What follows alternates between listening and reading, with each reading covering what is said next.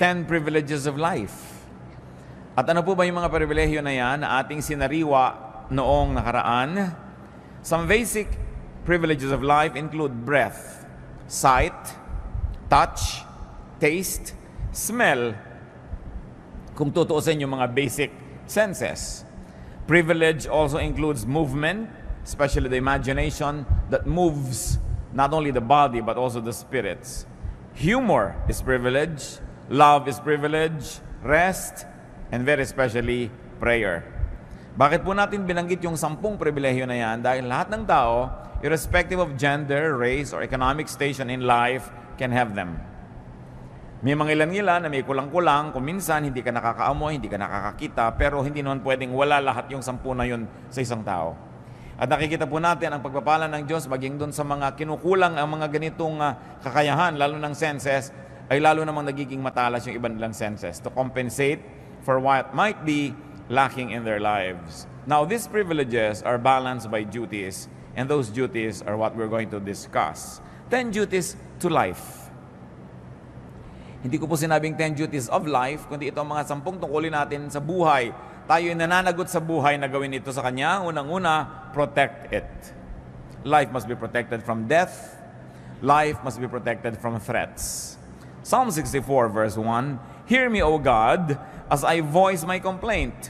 Protect my life from the threat of the enemy. Isa po yan na paulit-ulit na tema ng mga panalangin, lalong-lalo sa Old Testament at lalong-lalo sa Psalms, yung panalangin sa Diyos ay ipagtanggol at ipag-adya yung nananalangin mula sa mga kalaman at sa masasamang tao, sa mga nais na kumitil ng buhay o kaya ay magbigay ng panganib. It's a very valid prayer. It's a very good prayer to pray that the Lord protects us. 1 Samuel 21 and 24, Then David fled and went to Jonathan and asked, What have I done? What is my crime? How have I wronged your father that he is trying to take my life? So David hid in the field. Alam po natin ang background niyan, itong tatay ni Jonathan, si King Saul, wanted to kill David because he was threatened by David's anointing from the Lord. At ang ginawa ni David dahil siya gustong patayin ng hari, ay nagtago. Hindi wise na harapin mo ang bala, wise na harapin mo ang apoy, harapin mo ang kamatayan, kung pwede mo naman itong iwasan. Do not needlessly put life in danger and at risk by commission or by omission. Meaning by doing something that endangers your life or by omitting doing something that can protect your life. Marami pong mga kumisan, mga sports hindi na necessary. Sobrang threat sa buhay. Maraming mga libangan, maraming ginagawa ang tao. Inilalagay ang buhay na parang taya sa isang sugal na pwedeng sa isang saglit lamang ay maglaho ang buhay na ito. Hindi ganyan ang ating dapat ginagawa sa buhay. We've got to protect it. At bakit po natin pinag-uusapan itong mga obvious naman na ito? Sapagkat sabi nila ang paalala ay gamot sa taong nakalilimot. Kung minsan nalilimutan din natin that we are needlessly putting our lives in peril, under threat, in danger. Kahit sa mga bagay na pagpaputok lang kwitis, kung minsan ang buhay mo pala napapanganib. Kung minsan yung hindi pagjejeta sa pagkain ng mga bawal, hindi mapigil-pigilan ng katakawan, yung pala nanganganib na ang kalusugan ng isang tao. Sa pag-neglect na mag-medical check-up, may ipang-papa-medical check-up naman, pero nineneglect, pinapaurong-urong, lumalala ang mga sakit. This is needless dangers that we allow to enter our lives. Another duty to life is to edify it, to lift it up to ever-escalating heights and meaning and value.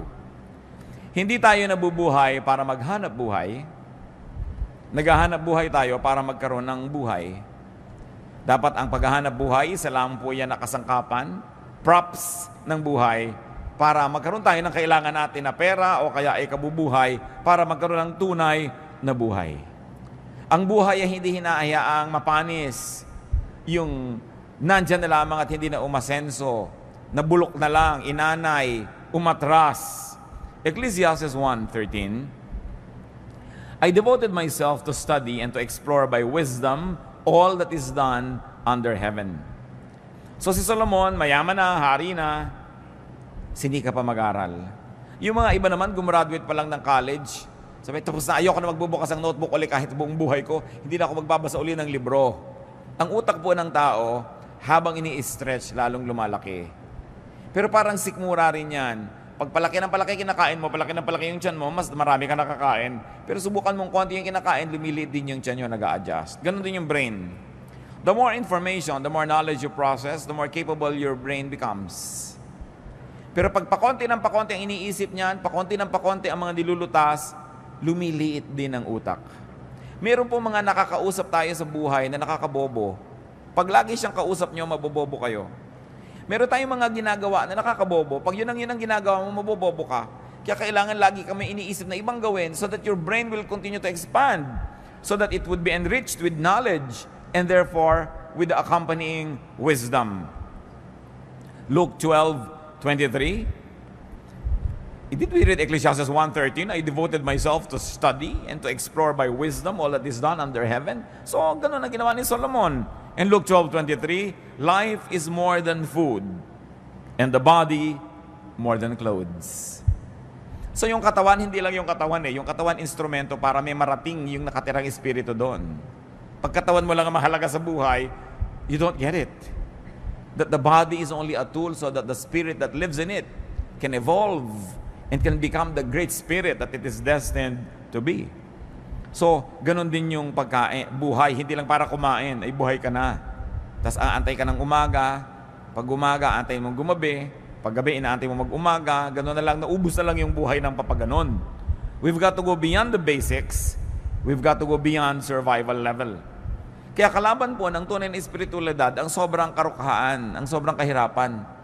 Kasi very, very poor people are not able to move on because they're just too busy surviving. May narinig kong kanta ni Madonna, sabi niya, I will not go to heaven, I will not be an angel because I'm too busy surviving. Sabi nung kanta niya.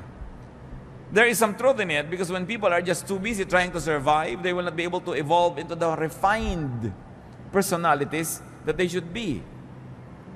Kaya kahit edad, nilalampasan para magkaroon ka ng lalong credibility. At kung bata ka pa at may credibility ka na, kailangan ipakita mo yon at lagi mong patunayan. Si Paul, ang kanyang payo kay Timothy, sapagkat itong si Timothy isang batang leader, 1 Timothy 4:12, don't let anyone look down on you because you are young, but set an example for the believers in speech, in life, in love, in faith, and in purity. So hindi excuse na bata pa ako o kabataan pa lang ako so pwede akong maging ganito lang. Sabi, kailangan malampasan mo agad yan, mag-graduate ka, kasi napakaiksi ng buhay, pero napakaraming dapat marating. Sa katunayan, even geographically speaking, napakaraming lugar na dapat mabisita, napakaraming pagkain dapat matikman, napakaraming librong dapat mabasa o masulat, napakaraming kaibigan na dapat maging kaibigan, makilala, makadaupang palad, maraming karanasang dapat maranasan. Pero kung umikot na lang ng umikot ang iyong buhay sa the same karanasan every day to the point that you're bored, then you are cheating God who created life. And sadly, you are cheating yourself. Ang buhay dapat laging may bagong nararanasan, may bagong nalalaman, at may bagong mga applications na nalalaman at naia-apply sa buhay. Another duty to life, beautify it. Make life lovelier, nicer, more pleasing to the body, to the soul, to the spirit. Diyan nga magaling ang mga Filipino magpaganda ng isang bagay, ng isang lugar. Pag nakakita ka ng isang babae na yung buhok niya, hindi lang tinalian, yung tali niya may mga paru-paro, may mga bola-bolang umiikot-ikot, nag-glow-glow in the dark. Filipina yun. No, yung sari-sari ang nakalagay sa ulo. Hindi lang tinalian para huwag galawan yung buhok. Decorative pa, beautiful. Si Solomon, na napakatalino, anong ginawa niya? Ecclesiastes 2:4-8.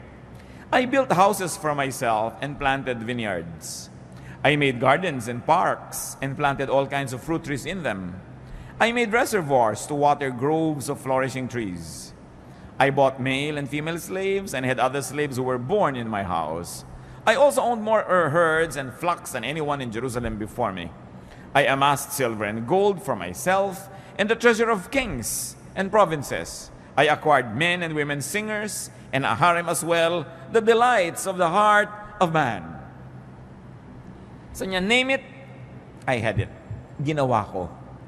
At hindi maliit na bagay na siya tinawag na matalino. Ang lahat dapat makita ng mata, tiningnan niya. Ang lahat dapat matikman ng labi, natikman niya. Ang lahat dapat mahigaan ng likod, hinigaan niya. At hindi lang ba siya nabubuhay, meron pa siya mga singers. Ngayon, madali yan eh. Maglagay ka lang ng iPad, magpatugtog ka ng cassette dyan o video, may tugtog ka na. Pero noong araw, kailangan pa ng mga live orchestra, nilalagyan. Bakit po nilalagyan ng musika ang buhay? Kasi nagpapaganda yan. Bakit nilalagyan ng kulay ang buhay? Kasi nagpapaganda yan. That's why the eye is able to see many shades of colors. That's why we can appreciate various shades of temperature. Lamig o init. Merong gusto mo kinakain mo na maligamgam, merong gusto mo talagang nagbabaga sa init, merong gusto mong nagyayelo sa lamig. And all of that are experiences that human beings were designed by God to explore and to enjoy. So beautify your life. Yung bahay nyo, maliit man, pagandahin. Ang gulo-gulo, ang dami-daming kalat, ang lihim lang yan, marami ka lang kahon. Paglalagay mo lahat sa kahon. Diba? Hindi nakasaburay-ray dyan sa bahay mo lahat ang bagay-bagay. No? Hindi yung ang gulo-gulo. Hindi kailangan ka maging mayaman para maging maganda ang kapaligiran. Nakikita natin kung minsan kahit mga dukha ng mga tahanan, mga lata-lata, nilalagyan ng konting bulaklak, namumulaklak, gumaganda. Beautify your life. Decorate your life. And you know, one of the best decorations of a house are the good friends that visit it. Yung maganda yung nadadalaw ka, dumadalaw ka. Beauty means balance, symmetry, harmony. Mamamahay na rin lang kayo, linisan na, gandahan na. Magbibihis na rin lang kayo, gandahan nyo na. Kahit naman anong pagsabasamahin yung kulay, pwede, pero ba't hindi nyo lagyan ng harmony? Pwede namang iplano yan kahit kukunti ang damit ng tao. Tingnan nyo yung kulay na bagay sa inyo at yun ay pagsusuot ninyo. Hindi yung kumisa na pagkakamalaki naglalakad na kortina. O sa lalaki ng checkered, akala ng mga tao, bintana kayo. Sa kailangan, tinitingnan mo, maganda ba to sa akin? Bagay ba to sa akin? Kailangan ay pinapaganda. Hindi lang kasi yun for you to feel good eh. You also minister to others kasi nagagandahan sila sa nakikita nila. It is our ministry to beautify the environment and we are parts of that environment. Lalaki, babae, walang gender issue yung kagandahan. Kaya nga napakaganda po ng wikang Tagalog kasi sa atin yung ganda, pang lalaki at pang babae din yan. Sabi natin, magandang lalaki. Di ba? Ganun din ang tawag natin. Hindi natin hinahati sa gender yung beauty. Because sabi nga ni Mrs. Marcos, a man who does not love beauty is only half a man. Dahil siyempre, kailangan nag-appreciate ka niyan. Another duty to life is to love it. Are you in love with life? Nagigising ba kayo sa umaga sa sabi nyo, I love my life? Mahihiga ba kayong, I love this bed? Kakain ba kayo, I love this plate? O eto na naman, dito na naman ako kakain sa gasgas na plastic na ito. Eh, ba't hindi kayo magpunta na magandang-gandang plato? O ang dami yung magagandang plato, inaanay doon sa estante, tinitira ng mga bubuyog at gagamba. No? Kailangan gamitin niyo yung mga magagandang bagay na yan. You should love life. Huwag yung gutay-gutay na ang inyong mga tuwalya, tapos ang gaganda nakatago. Aanin nyo yun, di ba? Kailangan gamitin yun. Meron naman kahit tayo hindi mayaman, meron tayo niya magagandang tuwalya, mga pang-derby na mga bedsheet. Gamitin ninyo yan. Kasi pag pinagagamit nyo yan, nakita ng Lord na magagasgas na, makukulangan na, papalitan niya. Kaya kung minsan hindi pinapalitan, hindi naman ginagamit nakareserba. May reserba ka pa, gamitin mo. Subukan mo ang Diyos. Kasi alam nyo kung bakit. Ang Diyos mahilig sa maganda. God is God of beauty. Titingnan mo ang nililikha niya, mga bato, ang mga dahon, ang mga halaman, pati mga hayop. Ang gaganda. Kaya napakalaking kasalanan na pangit. No?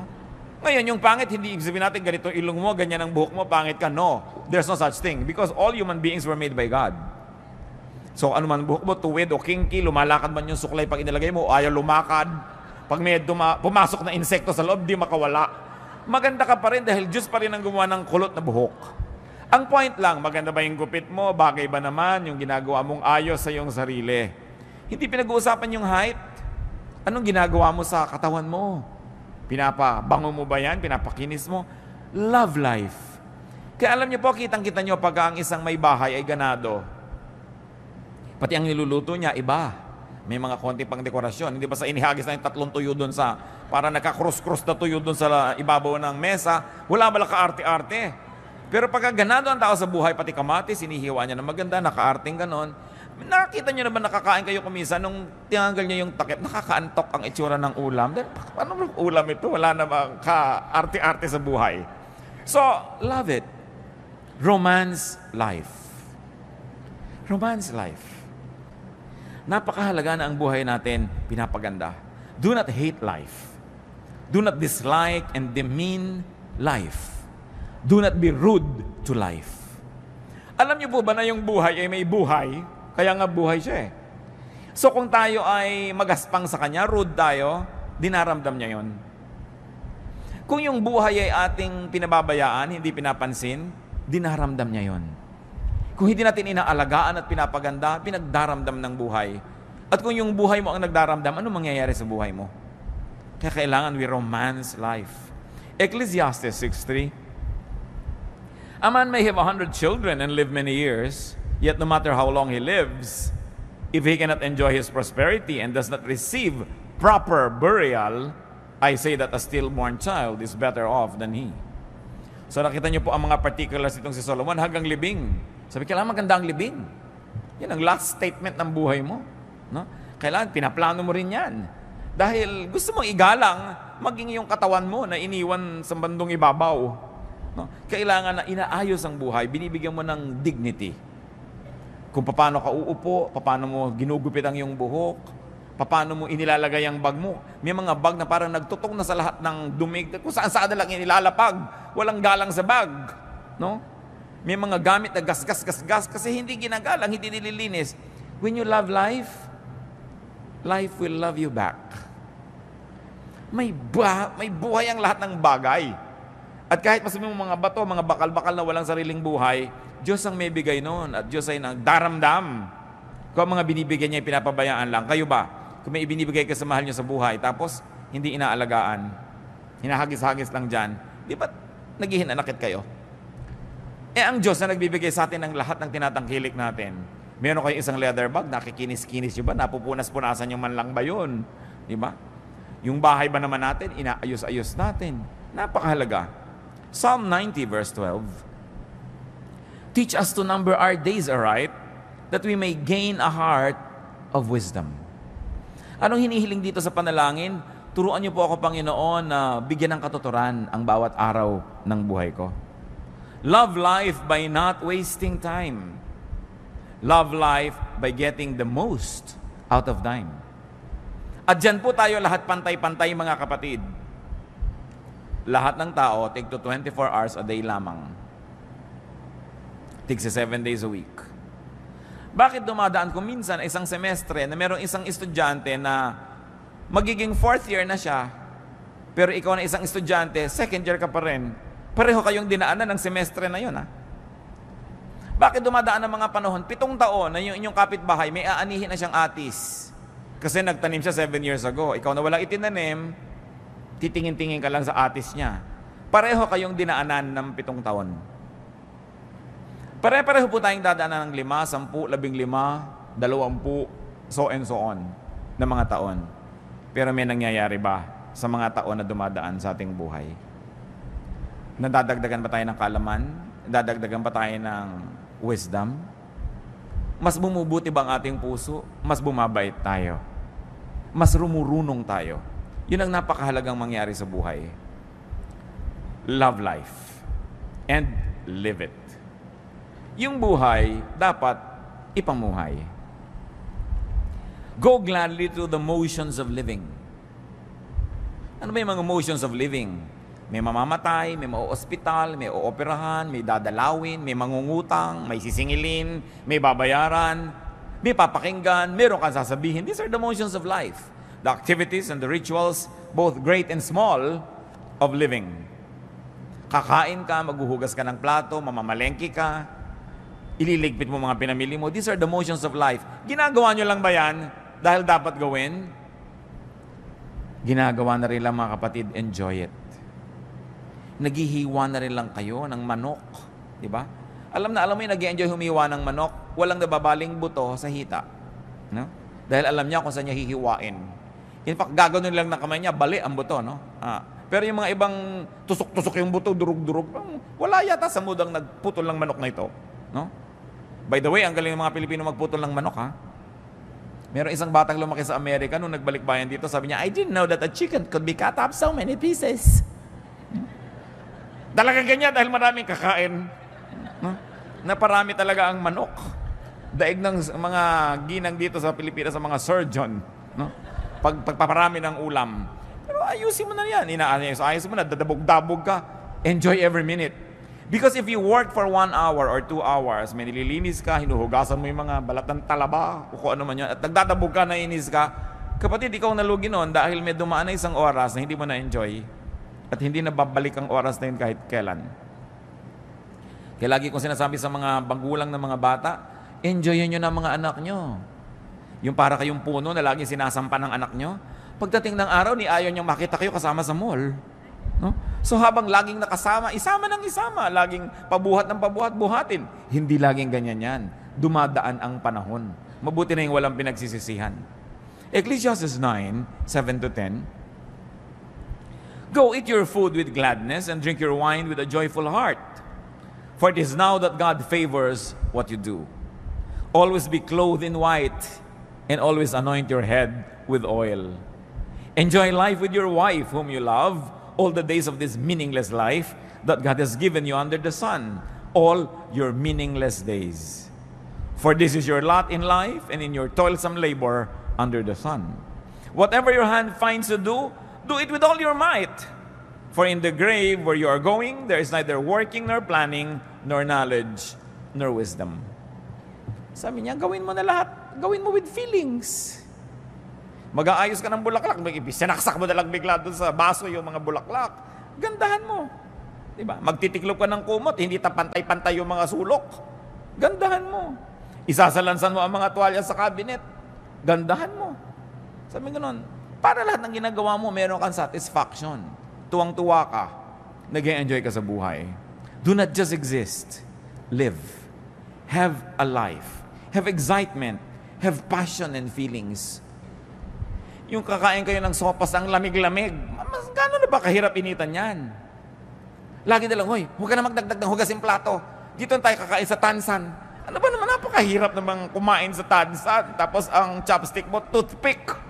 Para madali ang paghuhugas. Mano bang humaba-haba ng konti ang paghuhugas nyo? Nag-enjoy naman kayo sa maganda nyong hain. Lagyan ng kulay ang buhay. Yung mga ganung tao, pag nananaginip sila, alam nyo, black and white ang panaginip. Dahil walang buhay eh. Go gladly through the stages of life. Nagiging bata tayo, nagiging kabataan, nagiging young adult, nagiging mga senior, lahat yan maganda. Kung tayo tumatanda na, don't hang on needlessly to youth because there is enjoyment that is unique, no, to those who are advanced in years. 1 Corinthians 13:11, when I was a child, I talked like a child. I thought like a child. I reasoned like a child. When I became a man, I put childish ways behind me. So may panahon ng lahat. May panahon. Hindi ikinakaila yung edad. Lalo mga Kristiyano, magunos dili kayong birthday. Ilang taon na po kayo? Hindi masabi pag above 50. Dapat very, very gladly you say. Dahil maraming tao hindi nakakaedad na mamatay na. So bawat edad na nadadagdag sa isang buhay ng tao, pinagdiriwang yan, ipinagmamalaki, no? Ipinagpapasalamat, hindi inililihim. Bakit nakakahiyang umidad? This is foolishness. We should be grateful. Every added year is grace from the Lord. Job 14:1-2, man born of woman is of few days and full of trouble. He springs up like a flower and withers away. Like a fleeting shadow, he does not endure. Nakita nyo ang pagpapakita ni Job kasi noong mga panahon na yun, may problema siya eh. Buhay, mahirap yan, maiksi, sasandali. And it's true.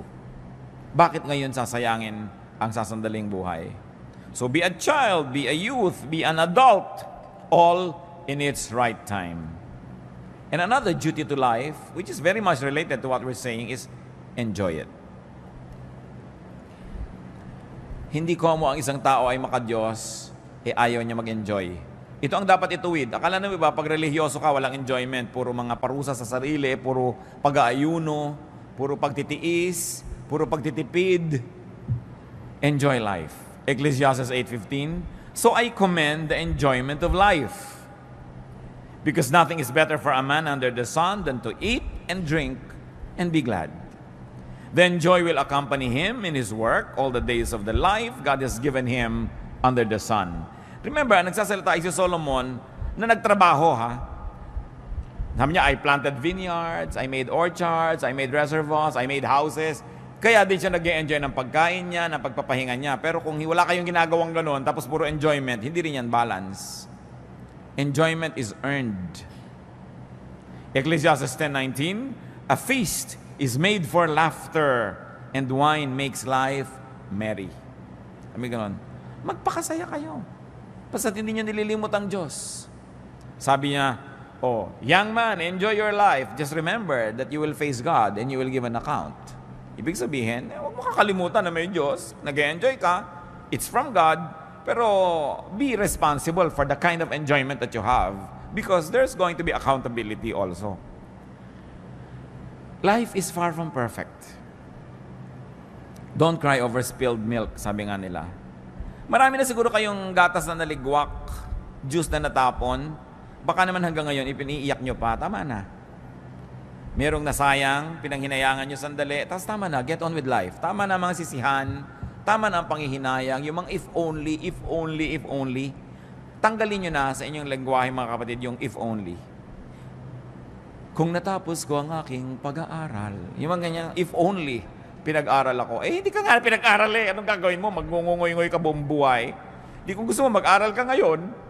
Ngayon, kung hindi, gumawa ka ng ibang magagawa. Huwag kang laging sisihin yung magulang mo. If only mayaman kami. If only 5'10" ang height ko. If only maputi ako. If only ganyan. Walang mangyayari. Palitan natin yung if only ng napakaganda lalong 2 words, next time. Sabi niyo, next time. Kung ikaw ba naman ginawa mo, next time. Dapat ganitong ginawa mo. Tapos na mo, next time, we'll do it. Maganda yun. Dahil meron namang next time eh. Do not wallow in misery. Do not be possessed by regrets. Tama na ang panghihinayang at lalong-lalo na tama na ang pagsisisi, pagsisisihan, paninisi sa kapwa at sa sarili. Do not be possessed by sadness. Do not be possessed by mourning and fear. Because all of this will rob you of your happiness. Kailangan yan, sisitatin natin. Lahat ng mga nasayang na nasayang na, pero habang lagi niyong iniisip, patuloy pa rin nagiging sayang. So dapat ibahin ang attitude. Be free, be reachable, be available. Because the enjoyment of life is usually amplified when it is shared with others. Kaya dapat reachable ka rin. You allow people to reach you and you reach out to people and you're also available. Time is one of the greatest gifts we can give to people and to ourselves. Napaka-importante. Tigilan nyo ng mga kapatid yung may patay, tinatamad kayong pumunta, pagkatapos ting makikita nyo yung namatayan, 5 taon ang napaganda ulit-ulit, pinapaliwanag nyo pa ba't di kayo nakapunta sa lamay. Diba? Yung may kasal, tinatamad kayong pumunta na lang kayo, kaysa yung kutakot-takot na excuse ang ibibigay mo, ipinaghinanakit pa nung tao, nung yumaman, di ka nabalatuhan, kasi wala ka nung kasalan. No? So, yung mga katamaran ko minsan, naranasan nyo na ba yan na gusto nyong pumunta pero tinatamad kayo? Pero nung nagpunta na kayo, nung pauwi na kayo, you were glad you did it. Because you know you did the right thing. Nakiramay kayo, dumalaw kayo sa may sakit, nakipaglamay kayo sa may patay, nakipaglibing kayo, sumama kayo sa party. Sino nga ba na interesado sa mga debu-debu na yan, nakakaantok na yung 18 roses at 18 candles? Gusto mo nang sabay-sabay nyo nang ibigay yan ang matapos. Dahil yun lang naman debut at yung nanay niya nag-e-enjoy, lahat ay bagot na bagot. No? Pero, umaten na rin kayo kung wala rin lang kayong gagawin sa bahay at nagmumukmuk lang kayo doon. Napakaraming kalungkutan nangyayari dahil ang dami nating free time. So, punuin nyo ang buhay nyo ng mga activities. Pagtatanim din yan, yung gumagawa ka ng mabuti, umaattend ka ng mga ganon, pagtatanim yan ng mabuti. Hindi ka man umani, nakapagpasaya ka ng kapwa, natuwa din ang Diyos sa'yo. So, huwag na kayong iwas sa mga lakaran. Pag kami mga namamatay na kamag-anak, lalo ang mga magkakapatid, may mga edad at kani-kanyang pamilya, hili-hilian kung sinong pupunta. O ikaw ang pumunta, namatay na si Auntie Kikay. Ikaw na, ako na nagpunta kay Chu Apeng. No, nagtituro-turuan. Ba't di nila kayo magpunta lahat? Kasi ang saya din namang reunion yung lamay eh. No? Pag nandun ka na rin naman, mag-e-enjoy ka na rin. Pero paano ka mag-e-enjoy kung kagalit mo yung hipag mo, kagalit mo yung pinsan mo, kagalit mo yung kaeskwela mo nung grade 6 dahil siya ang naging most cheerful. Naagaw sa'yo ang medalyang lata. So yung mga dapat baggage na yun, mga tapusin na yan. Get on with life and enjoy what else remains of it. Another duty to life, multiply it. Paramihin. Physically, life must be multiplied. Utos yan ng Diyos. Genesis 8:17, bring out every kind of living creature that is with you, the birds, the animals, and all the creatures that move along the ground, so they can multiply on the earth and be fruitful and increase upon it. Genesis 9:7, sabi kay Noah, as for you, be fruitful and increase in number, multiply on the earth and increase upon it. So you multiply physically, but very importantly, we multiply essentially. We multiply, magnify the essence of life, the spirit of life. And you multiply life in terms of fruits and production, in terms of works and meaning. Dapat lalong nagkakaroon tayo ng halaga, marami tayong nagagawa, marami tayong napoproduce. Kumisan ay kinakalungkot ko po sa mga Philippine products. 20-30 taon na ang lumipas, itong kaong na ito para ko mabuksan, kailangan ko pang initan sa kalan yung takip niya, makipagtunggali ako sa takip, gumamit ng lyabe, gumamit ng kung ano, para ko makuha yung laman na kaong na lasang preservative. Ang kaong, ang makapuno, ang natadiko ko pare-pareho ng lasa. Walang product development. Napapansin niyo ba yun? Pag pumunta kayo sa Pangasinan, yung bibili yung tupig, o yung bibili nyo diyan na kung ano, nakabalot pa rin sa dyaryo hanggang ngayon. No? So, hindi na ba mai-improve ang packaging yan para maging world leading o world class man lang? Bakit walang development na ating mga produkto? Papangit pa nga yung iba, yung dating bukayo na nyog ang nakakain mo ngayon, kusot na yata yung laman. Umaatras pa. Pero alam nyo, sa tao nangyayari rin yan. Ano ba naman itong taong to? Nung huli ko itong makita, wala itong topic kundi yung asawa niya. 3 years later, asawa pa rin niya ang topic. Wala nang iba. Yung ang repertoire mo, napaka-limited. May mga tao po ganyan, ang 3 lang alam na topic. Ang kanyang asawa, ang kanyang apo, at ang kanyang mataas na blood sugar. Napakalaking pagdurusang makatabi mo ang tao ito kahit sa ang lupalop ng mundo kasi yun ang topic nyo. Wala nang iba. So pansinin nyo mga kapatid, baka kayo yun. Yung iniiwas-iwasan na kayo ng mga tao dahil pag-uusapan na naman namin ito, yung cholesterol niya. Yung, wala nang alam na topic kundi ganyan. Kailangan pinapalaki ang mundo, pinapalaki ang repertoire, pinapalaki ang performance mo para mas enjoy ang mga tao, mas enjoy ka rin. Isaiah 54:2, enlarge the place of your tent. Stretch your tent curtains wide. Do not hold back. Lengthen your cords. Strengthen your stakes. Ang ganda ng metaphor tungkol sa tent. Ang pinag-usapan yung lubid na humihila doon sa mga gilid ng tent at yung mga tukod niya na nandun sa gitna para huwag matumba yung tent. Sabi, tibayan mo yung tukod, habaan mo yung mga tali, haltakin mo yung mga tent mo. In other words, palakihin mo ang iyong mundo. Kung di nyo ma-spell nung araw yung Mississippi, 20 years later, hindi nyo pa rin ma-spell. May problema kayo sa buhay. Diba? Insecure kayo sa pronunciation ng mga nakikita nyo sa mga French menu sa restaurant. Diba? Hindi nyo alam kung ano ba to, hors d'oeuvres ba ito? Hindi natin alam, hors d'oeuvre pala ito, o kung ano man. Ba't di nyo pag-aralan? Kabisoduhin nyo lang, hindi kayo kailangan magkabisa ng more than 20 French words, mabubuhay na kayo sa restaurant. Diba? Pero lang hindi ko alam to i-pronounce, ayokong pag-usapan yung mga bagay na yan. Marami mga Kristiyano hanggang ngayon, akala nila yung Titus Relo. So, paano ba yan? No? Akala nila si Sodom and Gomorrah are lovers. As in Romeo and Juliet. Parang 20 years ago, excusable yan, sister. Pero kung hanggang ngayon, ganun pa rin yung utak mo, napakalaki ng pandarayang ginawa mo sa buhay. Kasi hindi ka umasenso. No? Do more. Plant more.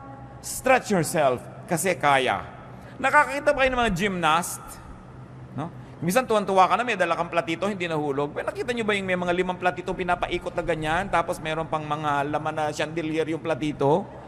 Tapos nakasakay pa siya sa bisikleta, iisa ang gulong, Habang namimisikleta siya sa alambre, nagagawa ng tao, ba't di mo magawa? Ibig sabihin, nagagawa yan. Pag nagagawa yan ng iba, nagagawa ng lahat. Kaya lang, nag-train siya, nagbuhos siya ng panahon. Kaya huwag na tayo patuloy na magkubli doon sa mga hindi natin magawa. Gawin nyo. Pag-aralan nyo. Yung mga iba, tumanda na lang tuwing mayroong party sa tabi ng swimming pool, hindi ako marunong lumangoy. Parang 10 years ago, nung reunion natin, di ka na rin marunong lumangoy. 10 taon nang lumipas, di ka wala nag-aral lumangoy. At magkikita pa tayo kung sakaling bubuhayin ka pa ng Diyos ng 10 more years, hindi ka pa rin marunong lumangoy, lulunurin na kita niyan. Wala kang asenso sa buhay. No? Kailangan umaasenso ang tao. Yung hindi natin mapagtugma-tugmang subject and predicate. No? May S ba o wala yung verb? Absent ka kasi na tinuro yun. Ano? So, pag-aralan, nasa libro naman eh.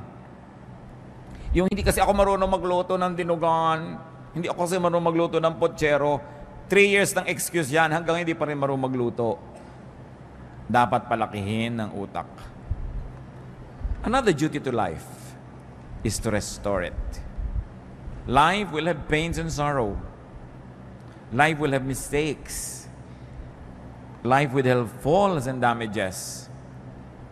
Ang dapat ginagawa ng tao is to keep restoring life. Laging may sira, dapat laging nire-repair. Yan, nakita nyo yung bubong ng bahay, hindi naman uubusan ang tulo niya na. Pag natapos na yung tulo doon, dito naman, o doon naman, dyan naman. Pero gawa ka ng gawa kasi nagkakaroon ng mga bagong tulo eh. Linis ka ng linis kasi nagkakaroon ng bagong dumi. Sulsi ka ng sulsi, nagkakaroon ng mga bagong pilas ang damit. Ngayon, ganoon din ang ating emosyon. Ganoon din ang ating espiritu. Nagkakaroon ng mga bagong kabiguan. Nagkakaroon ng mga bagong kasalanan. Nagkakaroon ng mga bagong kakulangan. So, anong gagawin mo? Keep restoring, keep restoring, keep restoring. Because life is really like that. Psalm 103 verse 14, God knows how we are formed. He remembers that we are dust. Diyos man, naaalala niya, alabok nga pala ang tao. So, hindi ka na rin laging pinaghahanapan. Pinagpapasensyahan ka, pinapatawad. Ganon din dapat ang ating policy sa ating sarili at sa ating kapwa. Kung nagkakasala, ihingi ng tawad sa Diyos. At kalimutan na, tama na. 1 John 1:19, if we confess our sins, He is faithful and just and will forgive us our sins and purify us from all unrighteousness. Mga mag-asawa lalo na, sigurado magkakaroon ng pagkukulang asawa nyo sa inyo. Ang nagtatagal lang, yung nagpapatawaran. Nagpatawad kayo. Kung nagkamali ang asawa nyo, talaga namang makapilas-pilas ng pusong pagkakamali. No? Parang gusto nyo na talagang uminom ng lason, tumalon sa dagat, pasabugin ng lahat ng granada sa loob ng inyong tiyan, sa sama ng loob nyo. Ano magagawa nyo? Nangyari na.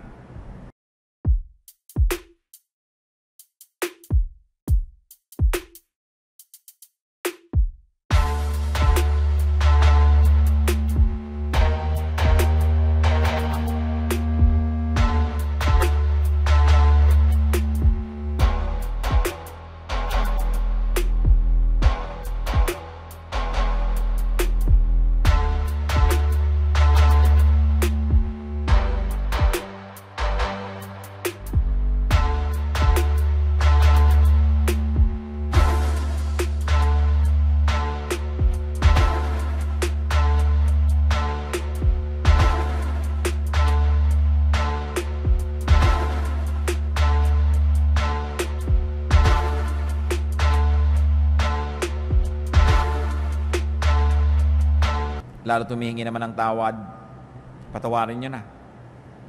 At kung pinatawad nyo na, huwag nyo na ungkatin. Tapos na. Tama na. Get on with life. Yung minsan kayong nasaktan, tama na. Pero ting inuungkat nyo yan, ting hinuhukan nyo yung bangkay ng nakaraan, masasaktan kayo muli. Gusto nyo yun? Lagi nasasaktan? Let's forgive. Because we also need forgiveness from God. Pick up the pieces. Stand up. Rise whenever you fall. Nasunog ng asawa nyo, bahay nyo. Sorry. Tumira muna kayo sa bahay ng posporo. Tupperware na malaki. Anong gagawin nyo? Papatayin nyo siya, di nawala na kayong bahay, nawala pa kayong asawa. Doble nawala. Nangyayari yan eh. Damay-damay tayo. Yung mga mahal mo sa buhay, may gagawin pagkakamali, sinasadya mo o hindi, nadadamay ka. At ganoon din naman eh, may gagawin din tayo, madadamay din yung iba. Part of life.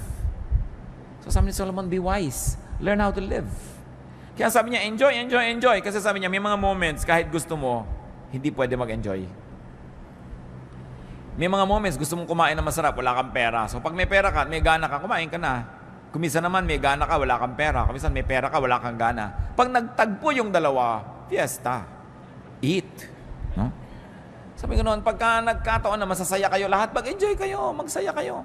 Hindi yung eto yung asawa mo, sayaw tayo, darling. Ayoko sumayaw. Mag-aral ka sumayaw. Huwag kang killjoy sa buhay. Ayoko na. O kaya, pakakantahin ka, kanta ka. Ayoko. Nung mahawakan ng mic, ang 17 ko po kaawitin. Hindi na maawat. No? Huwag kayo laging pakipot ng pakipot. Ayaw sumali. Akala mo mababawasan ng dangal, bababa sa dambana kung gagawa ng mga kabaduyan sa buhay. Do this. Life has so much breadth and width and length that it must be enjoyed. Allow yourself to be restored and allow others to be restored as well. I think one of the great achievements of life is this: how many lives you help restore, how many lives you allowed to be restored through your cooperation and forgiveness. Yan ang mga medalya ng buhay. Ilan ang nakabangon dahil pinayagan nyo, ilan ang nakabangon dahil ibinangon ninyo. Napakasayang achievement yan sa buhay. Be changed, be restored, be reinvented whenever needed. No?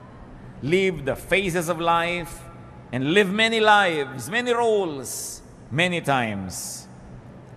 Kung meron po tayong mga ugali na nagpapabawa sa atin para ma-appreciate yung life, sabi sa Romans 12:2, be transformed by the renewing of your mind. Kumisa kasi biktima tayo ng maling pagpapalaki. Pero pag na-realize na natin na mali yun, di talikuran natin yung mali na yun, itama natin yung buhay. Lalong-lalo kung may ugali kayong mahirap kayong makasama, may ministration kasi tayo sa kapwa eh. Kung minsan enjoy na enjoy yung pamilya, nakikita yung mukha nyo pagkahaba-haba, pati enjoyment nila nababawasan. Ikakasal yung anak nyo, naninimangot kayo dahil ayaw nyo sa manugang nyo. Di ba? Hindi naman kayo magwawagi, huwag na kayo nakikipagkonte sa manugang. Hindi kayo magwawagi, promise. So makikooperate na lang kayo. Be wise. No? Kaya napakahalaga na natututo tayo sa mga karanasan ng mga nauna sa atin. Alam niyo na sityabeke ninyo, inaway yung manugang, pati anak niya, lagalit sa kanya, tapos gokopihin nyo na naman ngayon yun. Yung mga manugang naman, alam niyo na nahihirapan yung asawa niyo dahil ayaw niyo maging submissive sa nanay niya. Marami na kayong nakitang ganun, kukopihin nyo na naman, nagiging impyerno yung buhay nyo. Hindi naman tayo kinakapos sa mga halimbawa sa paligid natin. Bakit kinokopya pa natin yun? Yung mga magulang na saksakan ng dadamot sa anak, saksakan ng mga susungit, nakita na natin ang masasamang effect. Tapos kayo na naman, inuulit nyo na naman yun, sungit-sungit nyo na naman. We should learn from many lives that are lived around us so we can save on the tears and the agony. Be transformed by the renewing of your mind. Mga kapatid, kung honest po tayo mismo ang nakakaalam ng mga pangit nating ugali. Lahat ng tao may masagawang ugali. Ang totoo nga, isa yan sa mga katotohanan ng buhay na maraming tao talaga masama ang ugali kesa sa mabuti ang ugali. Diba? Ngayon, ang tingnan natin, masama ba yung ugali ko? Ano ba yung masama sa ugali ko? Paano ko ito ayusin? Huwag natin laging tingnan yung ugali ng iba. Sabi nga, tapat ko, linis ko. Diba? Ugali ko, bago ko. Hindi ako Chinese ako. So, ang point is, tapat ko, linis ko. Diba dapat yan? Ang dali-daling maisip yun. Nakikita natin, ang dami-dami mga Chinese Filipinos umaasenso sa buhay kasi masisipag. No? Tapos ang gusto naman iba ngayon, hold upin at kidnapin dahil umasenso. Ang sisipag kasi. Tapos ikaw tatamad-tamad, tapos gusto mo umasenso ka. Learn from many people. Kung may hinahangaan ako sa mga Filipino-Chinese, sipag talaga. Most. Hindi naman lahat, pero kadalasan talaga magaling. Masipag, matyaga. Kaya may nararating sa buhay. Hindi pag may konting pera, party, may konting pera, gastos. Kailangan maraming tayong production. What else do we do with life? Share it. Share life. Share livelihood. Share food and good things. Share blessings. Hebrews 13:16, and do not forget to do good and to share with others. For with such sacrifices, God is pleased. Damihan mong tanim mo para marami kang maipamigay na bunga. Galingan mong hanap buhay mo para marami kang maitulong sa mga nangangailangan ng tulong, hindi lang para sa sarili. 1 Timothy 6:18-19, command them to do good, to be rich in good deeds, and to be generous and willing to share. In this way, they will lay up treasure for themselves as a firm foundation for the coming age. So they will take hold of the life that is truly life. Share. At ika-10, gawin kaya natin 20. Pero 10 na lang muna. What do you do with life? Sanctify it. Make it holy. Dedicate it to God. Dedicate your life to a high calling, to a noble purpose. Hindi lang basta mabuhay at mamatay at mailibing, magkaroon ng katuturan sa kaharian ng Diyos. Magkaroon ng halaga sa tingin ng Diyos at ng kapwa. 2 Timothy 2:21, if a man cleanses himself from ignoble use, he will be an instrument for noble purposes, made holy, useful to the master, and prepared to do any good work. Kung ang tao lang daw ay tatalikdan ang walang kakwenta-kwentang uri ng pamumuhay at lilinisin niya ang kanyang sarili mula sa karumihan ng walang kalatoy-latoy na pamumuhay, siya ay gagamitin ng Diyos para doon sa mas mga makabuluhan na uri ng pamumuhay. So there's a cleansing that we must do. There's a departure that we must do from ignoble use. Yung walang kakwenta-kwenta, nagkakaroon ng kwenta kung ating itatalaga sa Diyos. 1 Peter 1:15, but just as He who called you is holy, so be holy in all you do. And Galatians 2:20, the life I live in the body, I live by faith in the Son of God, who loved me and gave Himself for me. 1 Corinthians 10:31, so whether you eat or drink or whatever you do, do it all for the glory of God. Huwag kakalimutan ng Diyos sa equation. So kahit ka pala kumakain, umiinom, nagsapasarap, you can still glorify God. Hindi masama yun. Lalong-lalo kung nagsishare ka. Kakain ka na masarap, nagsishare ka sa kapwa. Kakain ka sa restaurant, napakasawa kayo buong pamilya, o order ka na isang putahe, ibigay mo sa waiter, nang iwi niya sa pamilya niya. O order ka na ibang putahe, iabot mo doon sa mga makita mo sa daan na hindi kumakain. You glorify God by having good food. Kasi hindi mo lang sinarili. Marunong ka mag-share sa buhay. Napakahalaga po to sanctify our lives. Ang buhay ng tao galing sa Diyos, babalik sa Diyos, kailangan nagbibigay luwalhati sa Diyos sa anumang ginagawa natin. So give to life, and it will give back to you. Love life, and it will love you back. Enjoy life, and let your life enjoy you. Diyos namin sa langit, salamat po sa buhay. Salamat po sa maraming pagkakataon na kami ay magkaroon ng kahulugan.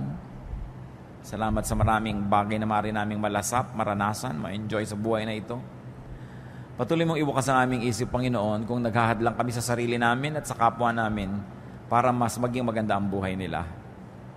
Turuan niyo po kami. Napahalagahan ang buhay na ito. Bigyan ng kahulugan, kabanalan, kasiyahan. Malasap namin ang dapat lasapin ng isang taong tumatanggap ng regalo ng buhay mula sa inyo. Pakita niyo po sa amin ang aming mga asal, ugali, mga attitude, Panginoon, nakakahadlang para ang buhay ay maging maganda. Bigyan mo kami ng bukas na mata na ma-appreciate namin ang aming kapwa, Lord, na nag-aambag ng malaking bagay sa aming buhay. Turuan mo kami, Lord, to show gratitude to people who are instrumental for us to have a better life, better attitude and points of view. Maging mapagpasalamat kami sa inyo at sa mga kasangkapan nyo na nagpapaganda ng aming buhay. Humihiling kami, Panginoon, na siyasatin niyo po kami ngayon. Mga kapatid, habang lahat ay nakayuko, meron po akong mga taong naisip panalangin. Mga tao na sa tingin nyo ngayon, parang yung buhay nyo, parang hindi nyo maintindihan kung ba't kayo nabubuhay. Meron kayong confusion, parang sayang yung buhay nyo, hindi kayo nag-enjoy, parang may bara para yung blessing dumaloy sa buhay nyo, para hindi nyo makita yung magandang dahilan para mabuhay. Kung merong ganito, ang kalagayan ngayon, ipapanalangin natin, tumindig kayo sa kinalalagyan nyo at hihingi tayo sa Panginoon ng kaliwanagan, hihingi tayo ng kapangyarihan, hihingi tayo ng pagpapagaling ng ating mga ugali, mga espiritu. Kung meron nagsasabing, Lord, I want more meaning in life. Mas gusto kong magkaroon ng kahulugan ng buhay ko. Praise God. For mga tumatayo na humihingi sa Panginoon ng direksyon, gusto ko pang magkaroon ng kabuluhan ng buhay na ito, higit sa nalalasan ko ngayon, higit sa naranasan ko na. Gusto ko pang maging mas makulay ito, mas maginhawa, mas mabuti, mas maganda, at mas banal, mas makahulugan. Kung meron po sa atin na meron kayong unhappiness about your life, and you don't want to be unhappy all your life, you don't want to be in this situation for long, this is the time to ask God. Hindi aksidenteng pinag-uusapan ang mga bagay na ito. You know, our God sets us free. Our God heals us. Sabi ng Panginoon sa John 10:10, I came that they might have life and have it to the full. Kung sa palagay nyo, ang buhay nyo hindi puno, ang laki ng kulang, tumayo kayo, hingi tayo sa Panginoon ng pagpapala. Blessing. Na mapuno ang buhay na yan. Hindi dapat na kulang yan. Hindi dapat na puro bigat yan. Hindi dapat na puro problema. Kasi ang buhay regalo ng Diyos. Kung may tatayo pa, tumayo kayo. Hindi dapat ikinakahiyang tumatayo. Umihingi tayo ng tulong sa Diyos. Maganda yan. Nagpapakumbaba para bigyan ng Diyos tayo ng pagpapala. Sa pagtayo ng mga anak mong ito, O Panginoon, kayo lang at ang may katawan ang nakakaalam ng dahilan ng pagtayo. Maaring ang kayo lang at hindi nga alam ng may katawan kung bakit may kulang ang buhay. Panginoon, alang-alang sa iyong anak na si Jesus.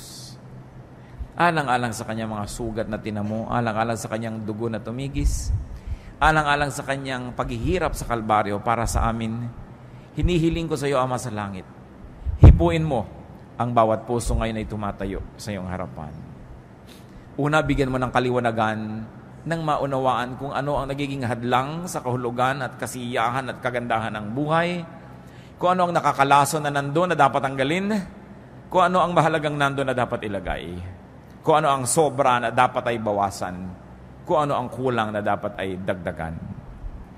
Ngayon din, Panginoon, sa sandaling ito, hinihiling namin, hipuin niyo po ang puso, ang isip ng bawat isang nangangailangan ng kaliwanagan. Ipabatid niyo kung ano ang dapat gawin. Kung ano ang dapat tigilan, kung ano ang dapat simulan, kung ano ang dapat improvein pa. Hinihiling ko, Panginoon, alang-alang kay Jesus, punuin mo ang mga pusong ito ng kagalakan, ng kahulugan.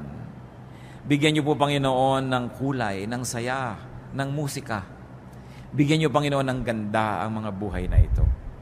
Kayo ang nakakaalam kung ano ang kulang na siyang magpupuno, ipagkaloob niyo, napakayaman niyo at di niyo ipaghihirap na tugunin ang pangangailangan ng iyong mga anak.